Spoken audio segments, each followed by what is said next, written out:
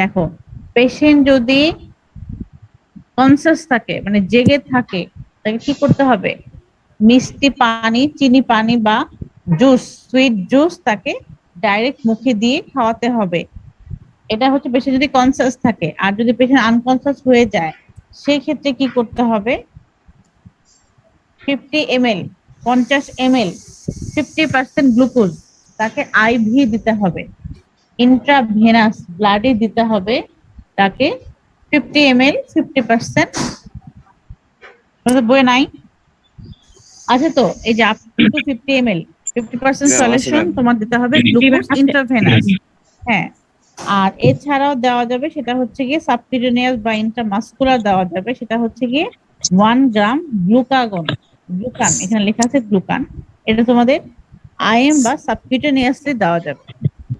এই এখন আরো একটা জিনিস পাওয়া যায়, এটা হচ্ছে গিয়ে জেল ফর্মে পাওয়া যায়। এটা ওরালি দিয়ে রাখলে ডিজলভ হয়ে যাবে, পেশেন্ট ওরালি খেতে পারবে, আইভি বা আইএম না দিয়ে ওরালি খেতে পারবে। এটা হচ্ছে গিয়ে এরপর পেশেন্টকে তুমি 1 ঘন্টা অবজারভেশনে রেখে, তোমার ডেন্টাল প্রসিডিউর শেষ করার পরে 1 ঘন্টা অবজারভেশনে রেখে পেশেন্টকে রিলিজ দিতে হবে। এই হচ্ছে যদি হাইপোগ্লাইসেমিক শকে চলে যায় পেশেন্ট। এটা হচ্ছে তোমার ডায়াবেটিক পেশেন্ট অথবা কোনো এইজ পার্সনে যদি তুমি পেশেন্টকে সিকনেস দেখে কনফার্ম করতে পারো তার যে তার হাইপোগ্লাইসেমিয়া হয়েছে, এটা ম্যানেজমেন্ট এই। আচ্ছা, এছাড়া তোমাদের পড়তে হবে যেটা শর্টকাট আর বলে দিচ্ছি একটা জিনিস, সেটা হচ্ছে হেমোরেজ। যদি ব্লিডিং হয়, এক্সেসিভ ব্লিডিং কন্ট্রোল করতে হবে। তারপর এটা কোশ্চেন আছে তোমাদের, যেটা পেশেন্ট 4 ঘন্টা পরে আসছে টুথ এক্সট্রাকশনের পরে, এক্সেসিভ ব্লিডিং হচ্ছে, এটা তোমাদের বোধহয় 9 নাম্বার কোশ্চেন, লাস্টের দিকে দেখো। এটা সবচেয়ে কমন একটা কোশ্চেন, যে এক্সেসিভ ব্লিডিং হওয়াটা একটা কমন কোশ্চেন, প্রায় পাওয়া যায়। হ্যাঁ, এটা তোমাদের থার্ড ইয়ারের জন্য ইম্পর্টেন্ট না, খুব একটা আসে না, বাট শুনে মুখে মুখে শুনে রাখো। যখন অনেক বেশি ব্লিডিং হবে, পেশেন্টকে ব্লিডিং নিয়ে আসবে, মুখ ভর্তি ব্লাড নিয়ে আসবে, তখন তুমি কি করবা? সবার আগে যেটা করতে হবে, ব্লাডটাকে ক্লিন করতে হবে। তাকে হচ্ছে আহ গজ বা কটন সোক করে ভিজায় নিয়ে তার ওই যে ব্লিডিং এরিয়াটা ক্লিন করতে হবে। কারণ তার ব্লিডিং পয়েন্টটা খুঁজে বের করতে হবে যে ব্লিডিংটা কোথা থেকে হচ্ছে। এখন অবশ্যই কোনো ব্লাড ভেসেল র্যাপচার হয়ে গেছে বা ওপেন হয়ে গেছে, যেটা তোমার সফট টিস্যু হতে পারে, হার্ড টিস্যু হতে পারে। যদি সফট টিস্যু হয়ে থাকে, সেক্ষেত্রে তোমরা প্রেসার প্যাক, প্রেসার প্যাক একটা কটন রোল করে ওই জায়গাটা দিয়ে প্রেসার দিয়ে রাখলে তার ব্লিডিং টাইমটা, ক্লটিং টাইম পড়ছো তোমার যেটা, এই ক্লটিং টাইমের মধ্যে বা বাটা ক্লট হয়ে গেছে। প্রেসার প্যাকে সফট টিস্যু যদি হয় গাম থেকে বা হচ্ছে গিয়ে তোমার পেরিডন্টাল টিস্যু, লিগামেন্ট, ওখান থেকে যদি ব্লিডিং হয়, সেক্ষেত্রে কি হবে? সফট টিস্যু হলে প্রেসার প্যাক দিলে, ওয়েট করলে দেখবা ব্লিডিং কন্ট্রোল হয়ে গেছে। আর যদি হার্ড টিস্যু হয় বা বোন হয়, সেই ক্ষেত্রে যেটা করতে হবে, ইরেগুলার সারফেস বা হচ্ছে গিয়ে আনইভেন এরিয়াটাকে ক্লিন করে, স্মুথ করে, ফ্রেশ ব্লিডিং করতে হবে। এরপর সেখানে একটা হেমোস্টেটিক এজেন্টের নাম তোমরা সেকেন্ড ইয়ারে পড়ার কথা, এটা একটা আয়োডোফর্ম গজ পাওয়া যায়, অ্যাবজর্বেবল পাওয়া যায়, সেটা প্লেস করতে হবে সকেটের ভিতরে, দেন স্টিচ দিতে হবে। সেটাতে রিমুভ করার প্রয়োজন পড়ে না, এটা বডিতে অ্যাডজাস্ট হয়ে যাবে। এই আয়োডোফর্ম গজটা সবচেয়ে বেশি ইউজ করা হয় এটা ব্লিডিং কন্ট্রোল করার জন্য। দেন স্টিচ দিতে হবে এবং প্রেসার প্যাক দিতে হবে, এবং পাশাপাশি তোমাকে ড্রাগ দিতে হবে, যেমন আইভি, ইন্ট্রাভেনাস অথবা ওরালি খাওয়াতে পারো ট্রানএক্সামিক অ্যাসিড, এইটা কন্টিনিউ করতে হবে। তাহলে ধীরে ধীরে ব্লিডিংটা কন্ট্রোল হয়ে যাবে। তাহলে কি করতেছি আমি, যদি সফট টিস্যু হয়ে থাকে আমি দিচ্ছি গজ প্যাক, প্রেসার, হ্যাঁ গজ দিয়ে চাপ দিয়ে প্রেসার দিয়ে রাখবে, কমে যাবে, ব্লিডিংটা কন্ট্রোলে আসবে। আর যদি বোনি টিস্যু হয়, সেক্ষেত্রে এই যেটা করা হয় লোকাল অ্যানেস্থেসিয়া, লোকাল অ্যানেস্থেসিয়া দিয়ে নিতে হবে। তুমি যে প্রসিডিউরটা যাচ্ছে আমরা এটা করার জন্য লোকাল অ্যানেস্থেসিয়া দিতে হবে। লোকাল অ্যানেস্থেসিয়া তোমার যেটা অ্যাড্রেনালিন সহ বা এপিনেফ্রিন সহ, সেটা হচ্ছে কি করে, ভেসোকনস্ট্রিকশন করে, তাই না?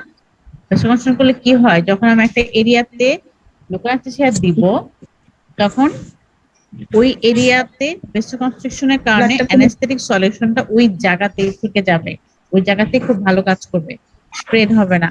দেন তুমি বনি এরিয়াটাকে ক্লিন করে, বনি পিস থাকলে রিমুভ করবা, ইরেগুলার বোন থাকলে রিমুভ করবা, করে সেখানে অক্সিডাইজ সেলুলোজ বা অ্যাডোফর্ম গজ যেটাই হোক এগুলা প্লেস করে তারপর সেটাকে সুচারিং করতে হবে।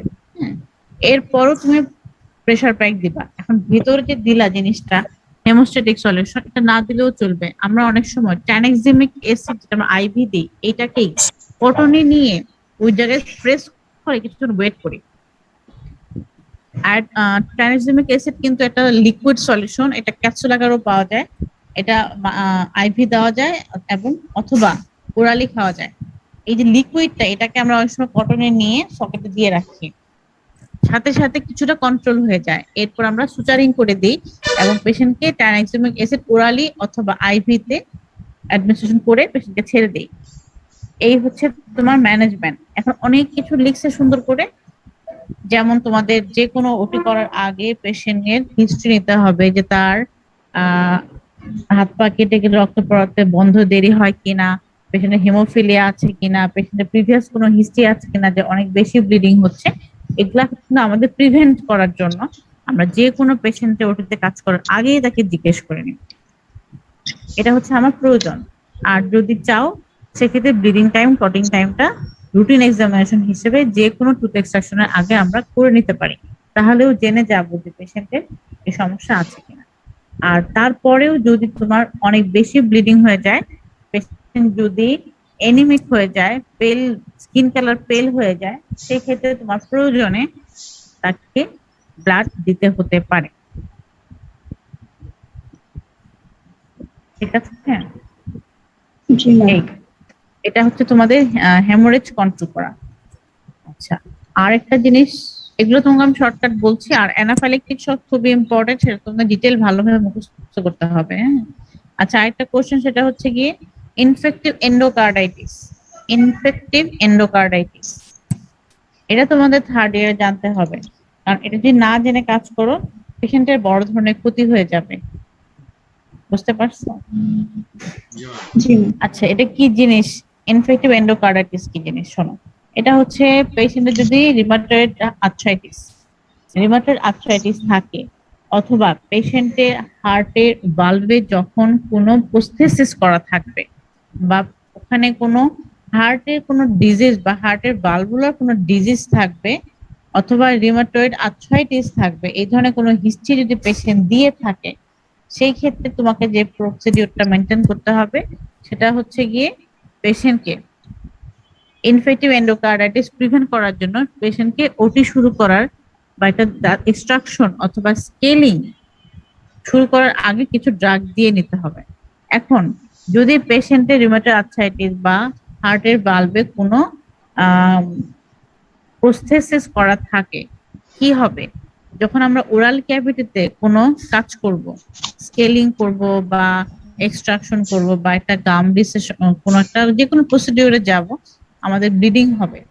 সেই ব্লিডিংটা হলে কি হবে, আমাদের ওরালে যে ফ্লোরা থাকে না, মাউথ ফ্লোরা, কিছু ব্যাকটেরিয়া থাকে যেটা আমাদের নর্মাল হিসেবে আমাদের মুখে থাকে, নর্মাল ফ্লোরা, এই সেখানে ম্যাক্সিমাম থেকে অ্যানারোবিক ব্যাকটেরিয়া, এগুলো কি করে আমাদের ব্লাডের মধ্যে দিয়ে পাস করে হার্টে চলে যায় এবং সেটা যে ভালভুলার কিছু ডিজিজ করে। এটার একটা নাম হচ্ছে কি ইনফেক্টিভ এন্ডোকার্ডাইটিস, যেটা পেশেন্টকে পরবর্তীতে হার্ট ডিজিজে নিয়ে যায় এবং পেশেন্ট মারাও যেতে পারে। এটা কোনোভাবে করা যাবে না, পেশেন্টকে হিস্ট্রি নিতে হবে। যখন তুমি কোনো অপারেটিভ প্রসিডিউরে যাবা তার আগে তার এই সব হিস্ট্রি নিয়ে পেশেন্টের কাজ শুরু করতে হবে।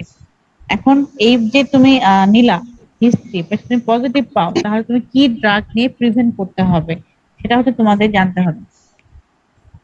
পেশেন্টকে যদি এন্ডোকার্ডাইটিস থাকে অথবা ভালভুলার হার্ট ডিজিজ থাকে অথবা রিউমেটয়েড আর্থ্রাইটিস হিস্ট্রি দিয়ে থাকে, সেক্ষেত্রে ওটিতে নেওয়ার বা প্রসিডিউরে যাওয়ার 1 ঘন্টা আগে পেশেন্ট কিছু প্রোফাইলিসিস দিতে হবে, ড্রাগ দিতে হবে। সেটা হচ্ছে কি কমনলি আমরা পেনিসিলিন দিয়ে থাকি। হ্যাঁ, অ্যামোক্সিসিলিন লিখে রাখো বইয়ে, তোমাদের পাল্পের বইয়ে ভুল আছে, আমি কালসান থেকে তোমাদেরকে লিখে দিচ্ছি। লিখে রাখো প্রোফাইলেক্সিস ফর এন্ডোকার্ডাইটিস। যদি অ্যামোক্সিসিলিন দাও, অ্যামোক্সিসিলিন জি। দিতে হবে অ্যাডাল্টদের 3 গ্রাম। 3 গ্রাম। শোনো, আমরা যে ওষুধ খাই না, ট্যাবলেট নিয়ে আসি, কি ফর্মে পাওয়া যায় বলতে পারবা কেউ? কোটিং ফর না সলিড না না, ফর্মে। এটা না না, ওয়েট ওয়েট, ওজনটা তোমার দেখা থাকে না যে নাপা মিলিগ্রাম। 500 মিলিগ্রাম। মিলিগ্রাম। হ্যাঁ, মিলিগ্রামে থাকে। দেখো আমরা ওটা প্যারাসিটামল খাচ্ছি 500, বা তোমাদের ফার্মাতে পড়ে আসছো তোমার রেনিটিডিন খাচ্ছি 150 মিলিগ্রাম, মেট্রোনিডাজোল 400 মিলিগ্রাম। তোমাদের কিন্তু প্র্যাকটিক্যাল করছো, তোমরা প্র্যাকটিক্যালি কিন্তু মনে হয় লিখছো এই জিনিসগুলো। এই যে মিলিগ্রামে লেখা থাকে, তো আমি দিলাম কি 3 গ্রামে দিলাম, 1000 মিলিগ্রামে 1 গ্রাম।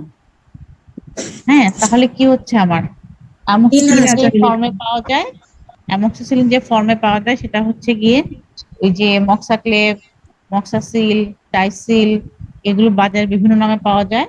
এগুলো তোমার 500 মিলিগ্রাম করে অ্যাডাল্ট।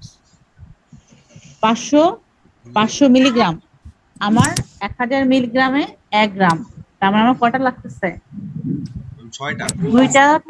হ্যাঁ 6টা, দুইটা ক্যাপসুলে 1 গ্রাম, 4টা ক্যাপসুলে 2 গ্রাম, 6টা ক্যাপসুলে 3 গ্রাম।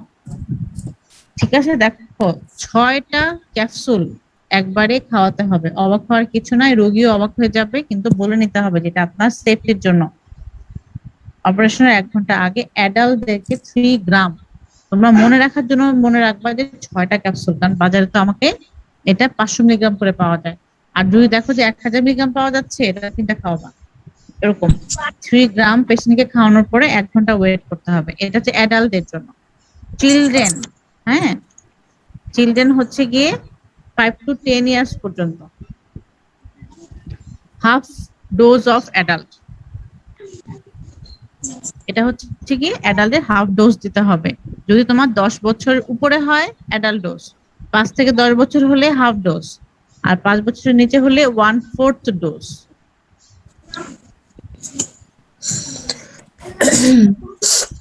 বা কোয়ার্টার ডোজ। হ্যাঁ, এটা হচ্ছে তোমাদের অ্যামোক্সিসিলিন। যদি তুমি প্রোফাইলেক্সিস হিসেবে দাও, সেটা হচ্ছে আমার অ্যাডাল্ট ডোজ হচ্ছে 10 বছরের উপর থেকে ধরছে ওরা, আমরা ধরি 12 বছর। অ্যাডাল্ট ডোজ হচ্ছে 3 গ্রাম, 5 থেকে 10 বছর হলে হাফ ডোজ, আর 5 বছরের কম হলে 1/4 বা কোয়ার্টার ডোজ। এখন যদি কোনো পেশেন্ট অ্যামোক্সিসিলিন খেতে না পারে, অনেক সময় আছে না সেন্সিটিভিটি হয়, রিয়াকশন হয়, সে অ্যালার্জিক রিয়াকশন হয়, সে অ্যামোক্সিসিলিন খেতে পারে না, সেই ক্ষেত্রে দিতে হবে অন্য ওষুধ, যেমন অ্যাজিথ্রোমাইসিন দেওয়া আছে, ক্লারিথ্রোমাইসিন দেওয়া আছে, ক্লিন্ডামাইসিন দেওয়া আছে। তবে সস্তা হিসেবে, অ্যাভেলেবিলিটি হিসেবে আমরা ক্লিন্ডামাইসিনটা বেশি দিই। এটা কিন্তু রিয়েল আমরা প্র্যাকটিক্যাল আমরা ক্লিন্ডামাইসিন বেশি দিই। ক্লিন্ডামাইসিন ডোজটা মনে রাখো, ক্লিন্ডামাইসিনের নরমাল ডোজ হচ্ছে 150। হ্যাঁ, এখানে আমরা দিচ্ছি 600 মিলিগ্রাম। রেগুলার ডোজ হচ্ছে গিয়ে 150। এটা 6 ঘন্টা পর পর খেতে হয়, দিনে 4টা। কিন্তু আমি রোগীকে, পেশেন্টকে তার অপারেশনের 1 ঘন্টা আগে 600 মিলিগ্রাম মানে 4টা ট্যাবলেট বা ক্যাপসুল একবারে দিব, 600 মিলিগ্রাম। আর সেম ভাবে যদি 5 থেকে 10 বছর হয় তাকে হাফ ডোজ, আর হচ্ছে গিয়ে যদি লেস দেন 5 বছরের কম হয় সেই ক্ষেত্রে কোয়ার্টার ডোজ আমরা দিব।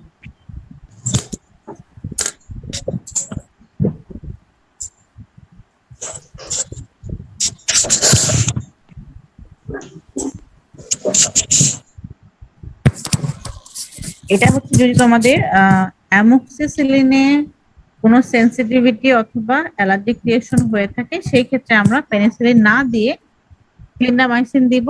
আর কাউসানের বইতে তোমরা চাইলে আরো অনেক ডোজ পেয়ে যাবা, যেমন হচ্ছে তোমাদের সেফালোস্পোরিন গ্রুপটাও পেয়ে যাবা, তারপর হচ্ছে অন্যান্য অনেক ড্রাগ পেয়ে যাবা।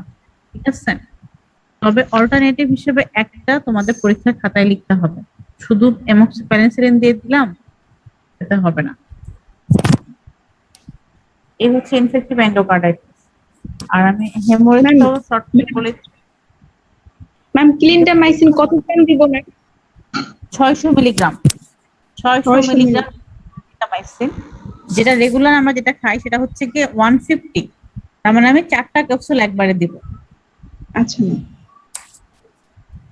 আচ্ছা, বাজারে হচ্ছে 150 আর 300 দুটা করে পাওয়া যায়। হ্যাঁ, 150 আমরা 6 আওয়ারলি দিই, হাফ লাইফ 6 আওয়ারলি দিই। আর হচ্ছে গিয়ে যদি পেশেন্ট অনেক সময় এইটাকেই পেশেন্ট মিনিমাইজ করে, রোজার দিন অনেক সময় মিনিমাইজ করে আমরা 300 করে 2 বেলা দিয়ে দিই। এটা আমরা প্র্যাকটিস করার সময় অনেকে তোমরা শিখে নিবা। ওই হিসেবে তোমাদের ডোজটা মনে রাখার জন্য বললাম, কিন্তু পরীক্ষার খাতায় লিখতে হবে না, পরীক্ষার খাতায় লিখবা 600 মিলিগ্রাম। ঠিক আছে, আচ্ছা 1 আওয়ার বিফোর সার্জারি। এই হচ্ছে আমার ইনফেক্টিভ এন্ডোকার্ডাইটিস গেল, হেমোরেজ গেল এক্সট্রাকশনের পরে। আচ্ছা, আর হচ্ছে গিয়ে শক, হাইপোগ্লাইসেমিক শক গেল। এখন তোমাদের যেটা সবচেয়ে বেশি ইম্পর্টেন্ট সেটা হচ্ছে অ্যানাফাইলাক্টিক শক। অ্যানাফাইলাক্টিক শক তোমাদের থার্ড ইয়ারে একমাত্র কোশ্চেন যেটা বারবার আসে, বাকিগুলো আসে না, বুঝছো? জানতে হবে, কারণ তোমাদের ক্লিনিক্যাল কাজ করতে হয় থার্ড ইয়ার থেকে, জানতে হবে। আর অ্যানাফাইলাক্টিক শক দেখো একদম বইটা খুলে দেখে নাও পেশেন্ট কি বলবে। দেখো, ইনিশিয়ালি ফেশিয়াল ফ্লাশিং, ইচিং, এটা কি জিনিস জানো? এটা ওষুধ খাওয়ার পরে যদি কোনো স্যুট না করে, অ্যালার্জিক রিঅ্যাকশন হয়, তখন কি হবে? হাত পা চুলতে হবে, বুঝছো? তারপর হচ্ছে পেশেন্ট অস্বস্তি ফিল করবে, জোরে জোরে শ্বাস নিবে। পেশেন্টের হচ্ছে গিয়ে শকের কিছু সিমটম আছে। দেখো, কোল্ড ক্লামি স্কিন, হাত পা ঠান্ডা হয়ে তার হচ্ছে গিয়ে হাত পা নীল হয়ে যাবে, নাকের জিহ্বার আগাটা, নাকের ডগাটা নীল হয়ে যাবে, এবং ব্রঙ্কোস্পাজম, শ্বাসকষ্ট হবে। শ্বাসকষ্ট সব জায়গায় হয় না, ব্রঙ্কোস্পাজমটা এখানে হবে। মানে তার বডির প্রতিটা সিস্টেম, তার জিআই সিস্টেম, তারপর হচ্ছে তার রেসপিরেটরি সিস্টেম, হার্ট সিস্টেম, সবকিছুর মধ্যে তার একটা ইফেক্ট পড়বে সাথে সাথে। এটা হচ্ছে কি অ্যালার্জিক রিঅ্যাকশন, অ্যানাফাইলাক্টিক শক। এটা হতে পারে তোমার ড্রাগ, এটা হতে পারে তোমার কোনো প্রসিডিউর, যখন তুমি যাবা, অপারেশনে যাবা, ওটিতে যাবা, তখন তোমার অ্যানেস্থেসিয়া দেওয়া হয়। এই যে অ্যানেস্থেসিয়া সলিউশন থেকেও হতে পারে। তারপর বিভিন্ন রকম কেমিক্যাল ইউজ করে অনেক সময়, এইসব কেমিক্যাল থেকেও হতে পারে। ঠিক আছে, অ্যানাফাইলাক্টিক শক। এখন দেখো, শুনে নাও, এই দেখো ফেশিয়াল ফ্লাশিং, পেশেন্ট যখন অন্ধকার দেখবে, প্যারাস্থেসিয়া, তার হাত পা তার অবশ্যই মতো লাগবে, কোল্ড এস্টিমেটিং, হাত পা ঠান্ডা হয়ে যাবে, ফেশিয়াল এডেমা হবে, আর্টিকেরিয়া, হাত পা চুলকাবে, এটা একদম কমন, চুলকাবেই। ব্রঙ্কোস্পাজম, শ্বাসকষ্ট হবে, লস অফ কনসিয়াসনেস। আচ্ছা, যে cyanosis, cold ক্লামি skin, rapid week, এবং ইনপালপেবল পালস, পালসটা উইক হয়ে যাবে, তুমি হাতে ফিল করতে পারবে না। ব্লাড প্রেশার ফল করবে, এবং ডেথ হতে পারে যদি তুমি ট্রিটমেন্ট ডিলে করো। ঠিক আছে, দেখো কতটুকুন তোমাকে একটা পেশেন্ট যখন কাজ করবা, আমরা তো কিন্তু লোকাল অ্যানেস্থেসিয়াতে কাজ করি, আমাদের পেশেন্টের সমস্যাগুলো ধরাটা ইজি হয়। তুমি যখন কাজ করো পেশেন্টের চোখের দিকে তাকাবা, তোমাদের যখন সার্জারি মেডিসিনে পড়াবে, যখন দেখবা যে যখন পেইনটা তোমার কি হবে, পেশেন্ট যখন একটা অ্যাবডোমেন পালপেট করো, প্রথমে তখন ইন্সপেকশন, হ্যাঁ পালপেশন করো, পারকাশন, অস্কালটেশন, সবকিছুর পরে তোমাদের খেয়াল করতে হয় যে পেছনে পালপেট করবা, পেছনে মুখের দিকে তাকা থাকতে হয়। পালপেট পুরো পেটে Expression. অথবা পায়ে, হ্যাঁ পেছনের ফেশিয়াল এক্সপ্রেশন দেখতে হবে। চাপ দেওয়া পেটের মধ্যে, পেশেন্ট বলবে এখানে ব্যথা করে, চাপ দিতেছো, পেশেন্টের চোখ ব্লিঙ্ক করতেছে না, অবশ্যই সে ব্যথা পাচ্ছে না, সে মুখে বললেও লাভ নেই, শুনলেও লাভ নেই।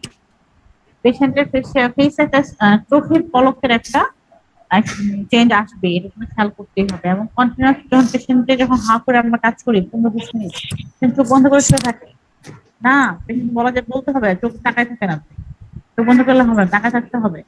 পেশেন্ট তাকায় থাকতে পারতেছে কিনা, পেশেন্ট কি জোর করে তাকায় আছে কিনা, এটাও তোমাকে খেয়াল রাখতে হবে, বুঝছো? এটা হচ্ছে আমাদের ডেন্টালে কাজ করার সময়। পেশেন্ট অনেক সময় হাইপোগ্লাইসেমিক শকে চলে যায় কেন? পেশেন্টের টাইম হয়ে গেছে, খাওয়ার দেরি হয়ে গেছে, বা পেশেন্টের হচ্ছে গিয়ে প্রেশার ফল করছে।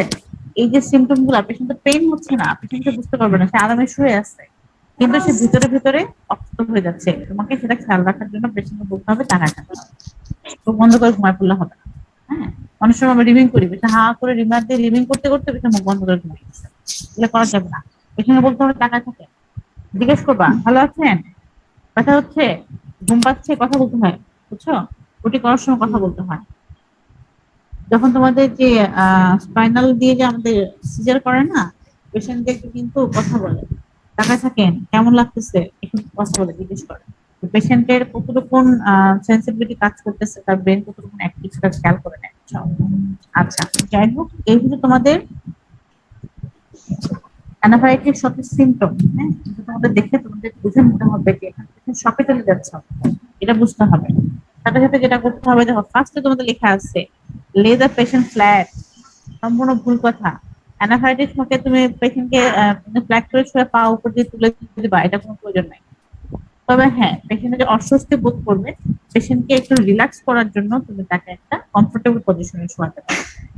তার প্রেশার কন্ট্রোল করার জন্য তার টাইট ক্লথ গুলো রিমুভ করে দিবা, কোমরে বেলটা খুলে দিবা, মাথার হিজাবটা একটু লুজ করে দিতে হবে, হ্যাঁ। তার হাত পা যত টাইট কাপড় চোপড় মোজা যত খুলে দিতে হবে একটু রিল্যাক্স করার জন্য। পেশেন্টকে ফ্ল্যাট পজিশনে শোয়া দিতে পারো, পেশেন্ট কমফোর্টেবল ফিল করবে, হ্যাঁ। এরপর দেখো যে পা তুলে দিবা, হাইবা বোর্ডে এই কথাগুলো যেন ভুলেও না আনো। ভাইবা লেখার সময় লিখতে সমস্যা নাই, ভাইবার বোর্ডে ভাইবাতে কখনোই বলবা না পেশেন্টকে ফ্ল্যাট করে শুয়ে পা উপরে তুলে দিতে হবে, লেখা আছে দেখো 2 নম্বর কোশ্চেনটা। এটা শুনলে হাউন্ড প্রচন্ড রাগ করে। এটা কখন করবা যখন পেশেন্ট ফেইন্ট হয়ে যাবে, সিনকোপ হবে, সাডেন লস অফ কনসিয়াসনেস, হ্যাঁ, এটা তখন পেশেন্টকে এগুলা করতে হয়। আর বাকিগুলো করলেও করতে পারো, কিন্তু ভাইবাতে মুখে বলা যাবে না কিন্তু। এবং এরপরে 3টা ড্রাগ নিতে হবে। এই 3টা ড্রাগ আমি বলে দিচ্ছি।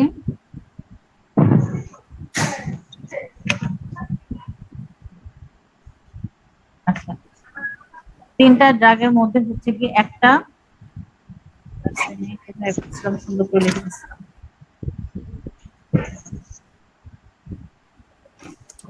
তো যাই হোক, যে ড্রাগের জন্য শকে চলে যাচ্ছে পেশেন্ট, ড্রাগটাকে ইমিডিয়েটলি স্টপ করতে হবে। আমার সন্দেহ হচ্ছে এই ড্রাগ থেকে পেশেন্ট রিয়েক্ট করছে, তো সাথে সাথে ড্রাগটা স্টপ করতে হবে। পেশেন্ট বাড়ি থেকেও আসতে পারে যে ওষুধটা খাওয়া আধা ঘন্টা পরেই শরীরটা খারাপ লাগতেছে, তার মানে ওষুধটার সাথে তো স্টপ, এবং সে কোনোদিন ওষুধটা খাবে না। এবং তাকে মনে রাখতে হবে পরবর্তীতে যখনই কোনো ডাক্তারের কাছে যাবে, পেশেন্টকে বলে দিবা এই ওষুধের নামটা কি বলে নিবে যে আপনার একটা রিয়েকশন হয়, ঠিক আছে। এই একটা হচ্ছে ইমিডিয়েট স্টপ দ্য ড্রাগ। আচ্ছা, এরপর দেখো পেশেন্টকে দিতে হবে অ্যাড্রিনালিন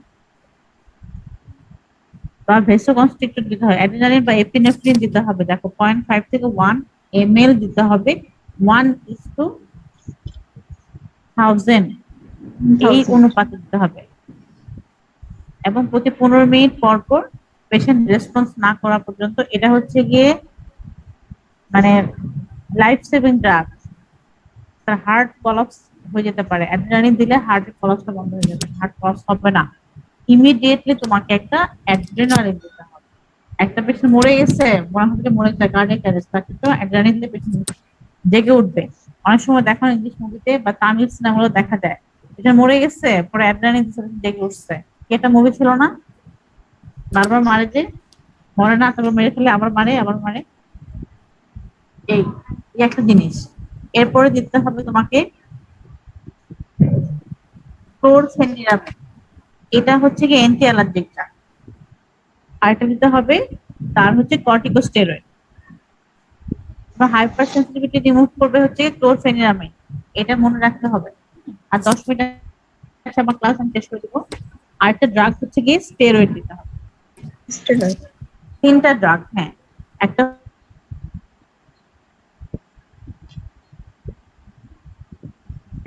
3টা ড্রাগ। এখন দেখো স্টেরয়েডের মধ্যে হাইড্রোকর্টিসন, সোডিয়াম সাবসিনেট, ইন্টারভেনাসে দিচ্ছি 200 মিলিগ্রাম। ডোজটা বই থেকে নিয়ে নিবা, আর ডোজ যদি লিখতে নাও পারো ভাইবাতে অন্তত পক্ষে 3টা ড্রাগের নাম বলবা, ঠিক আছে। তোমাদের কিন্তু পরীক্ষাগুলো নেওয়া হয় খুব সফিস্টিকেটেড, এতটাই ছাড় দেওয়া হয় তোমাদের জাস্ট পাস করানোর জন্য, মনে হয় যে কিছুটা মুখ দিয়ে বলুক পাস করেন, ঠিক আছে। এই 3টা ড্রাগের নাম বললে ডোজ না বলতে সমস্যা নেই, ঠিক আছে। 3টা ড্রাগের নাম বলতে হবে, আর লেখার সময় অবশ্যই সব সুন্দর ভাবে লিখবা, কারণ লেখার সময় কিন্তু নাম্বারটা কম বেশি হয়ে যাবে। আচ্ছা, এরপর দেখো প্রয়োজনে তাকে প্রপার ভেন্টিলেশন, জানালা খুলে দাও, ফ্যানটা ছেড়ে দাও, এবং প্রয়োজনে অক্সিজেন দিতে হবে, এবং ইমিডিয়েট হসপিটালে পাঠাতে হবে।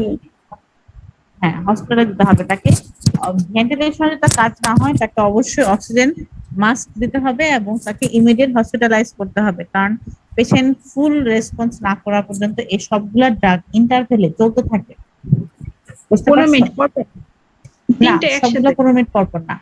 হ্যাঁ, 3টার সাথে দিতে হবে, তবে সবগুলো 15 মিনিট পর পর না। তোমরা এগুলা হচ্ছে কি তোমাদের ক্লিনিক্যালি যখন তোমরা প্র্যাকটিসে আসবা তখন বুঝতে পারবে। ইনডোরে যখন কাজ করবা সার্জারি মেডিসিন ইনডোরে আরো ক্লিয়ার হয়ে যাবে। শোনো, এগুলো হচ্ছে খুব রেয়ার কেস, কারণ ড্রাগ সেন্সিটিভিটি খুবই রেয়ার কেস। তুমি লাকি, যেমন আমি আমার লাইফে একটাও পাই নাই, কিন্তু আমি নিজে এটার সাফার করছি। আমি আমার এতদিনের লাইফে একটা পেশেন্ট পাইনি যে আমার ড্রাগে রিয়েক্ট করছে, কিন্তু আমি নিজে পেনিসিলিন সাথে ক্লাভিলিনিক কম্বিনেশন খেতে পাইনি। আমার এত খারাপ অবস্থা হয়ে গেছিল। অথচ আমি ছোটবেলা মানে যথেষ্ট পরিমাণে অ্যামোক্সিলিন খাইছি, বিভিন্ন সময় প্রয়োজনে খাইছি, ঠান্ডা লাগছে বাচ্চাদের দিছিল তখন খাইছি। কিন্তু এই যে এখন আমি আমার দাঁত এক্সট্রাকশনের পরে আমি এইটা নিতেই পারলাম না, এতটাই সিক হয়ে গেলাম। তা যাই হোক, তোমরা হচ্ছে কি অন্তত এই থার্ড ইয়ার পাস করার ড্রাগের নামগুলো মনে রাখতে হবে, পাশাপাশি ডোজটা যতটুকু তারও মনে রাখতে হবে। তবে ভাইবাতে ডোজের দিকে না যেয়ে ডাইরেক্ট ড্রাগের নামগুলো বলে চুপ করে থাকবে, বুঝছো? কারণ কাচাই ফেললে আনসার করতে পারো না তোমরা। আচ্ছা, আর হচ্ছে কি তোমাদের প্রপার ভেন্টিলেশন দিতে হবে, ভেন্টিলেশনের পাশাপাশি প্রয়োজনে অক্সিজেন দিতে হবে এবং ইমিডিয়েট হসপিটালাইজ করতে হবে। স্বপ্নীল, আচ্ছা তুমি জি ম্যাম। এতক্ষণ ছিল, এরপর থেকে ক্যামেরাটা বন্ধ। আচ্ছা ঠিক আছে, থাকলেই হবে।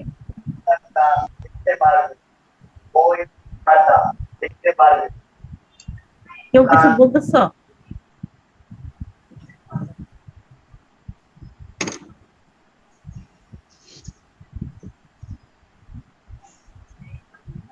তোমাদের অ্যাটেন্ডেন্সের একটা স্ক্রিনশট নিই। তোমরা 16 প্রেজেন্ট। তোমার টোটাল কতজন ছিল? 16 জন ম্যাম। আর 30 না, জন ছিল। 30 জন। ম্যাম 30 জন। সেকেন্ড প্রফ দিছো কয়জন একসাথে রেগুলার? সেকেন্ড প্রফ 16 জন দিছে। 16 জন। আচ্ছা, তোমাদের ব্যাচটা অর্ধেক হয়ে গেল, তাই না? জি জি ম্যাম। ম্যাম। এর আগে কোনো ব্যাচ এত ছোট হয় নাই। জি ম্যাম। তা যাই হোক, এই তোমাদের পড়া, আমার টাইম আমাদের শেষ, লাইনটা কেটে যাবে হয়তো। এটা কিন্তু তোমাদের প্র্যাকটিক্যাল লাইফের জন্য অনেক ইম্পর্টেন্ট।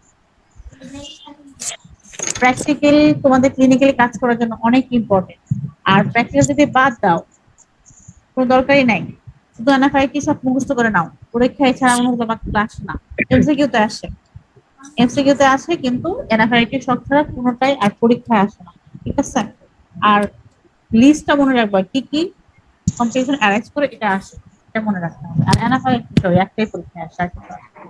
ঠিক আছে, ভালো থাকো, আমাদের টাইম হয়ে গেছে, আমরা চলে যাবো। আর ম্যাম যদি আমাদের next ঈদের রবিবার আগে আর ক্লাস হবে। রবিবারে যদি ওয়ার্কিং ডে আমরা আসি, একটা ক্লাস নিব রবিবার। তোমাদেরকে বলে রাখতেছি, রবিবার এবং বৃহস্পতিবার আমি ক্লাস নেব।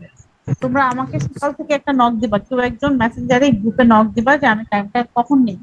10টা, 11টা, 12টা। 12টার পরে দিতে চাই না, দেখো এখন আমার কলেজে সবাই চলে গেছে, আমি একা একা বসে আছি। ঠিক আছে, 10টা থেকে জি ম্যাম। তোমরা আমাকে নক দিবা যে কখন ক্লাস নিবো। আর তোমাদের যদি অন্য কারো ক্লাস না থাকে আমি ক্লাস নিয়ে ফেলবো, ঠিক জি ম্যাম। আছে? জি ম্যাম। হ্যাঁ, জি খোদা ম্যাম। হাফেজ, ভালো থাকো। আল্লাহ হাফেজ। আসসালামু আলাইকুম। আসসালামু আলাইকুম। নমস্কার ম্যাম। ওয়ালাইকুম আসসালাম।